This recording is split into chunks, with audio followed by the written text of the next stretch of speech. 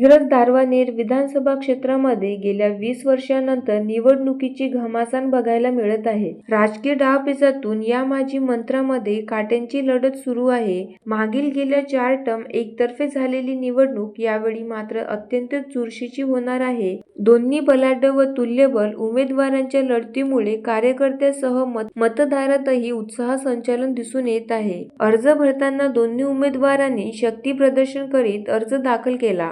उमेदवारीनंतर उद्धव ठाकरे यांची दारव्हा येथे सभा घेण्यात आली, तर नेर येथे तेलंगणाचे मुख्यमंत्री रेवंत रेड्डी यांची सभा घेण्यात आली. तिकडे संजय राठोड व त्यांच्या पत्नी शीतल राठोड यांनी मतदारसंघातील कार्यकर्त्यांना सोबत घेऊन कॉर्नर सभेचा धूमधडाका लावला. यावेळी संजय देशमुख माणिकराव ठाकरे यांच्या मागे खंबीरपणे उभे आहे. पवन जयस्वाल यांचा उद्धव ठाकरे यांनी पक्षनिष्ठ असे उल्लेख केल्याने पवन जयस्वाल यांची माणिकराव ठाकरे यांनी तिकीट कापल्यानंतर मतदारांना पंजाला मतदान करण्याचे आवाहन करीत आहे. माणिकराव ठाकरे मतदारांना 5 वर्षे विकासासाठी मागत आहेत, तर संजय राठोड यांची दिग्रस दारव्हा-नेर मतदारसंघात केलेल्या विकासाबाबत मतदारांना मतदान मागत आहेत. 2019च्या निवडणुकीत संजय राठोड यांना 1,36,824 मतदान मिळाले. त्यामुळे महायुतीच्या व महाविकास आघाडीच्या उमेदवारांमध्ये अटीतटीच्या लढतीत कोणाचा विजय होईल हे सांगणे अशक्य झाले आहे.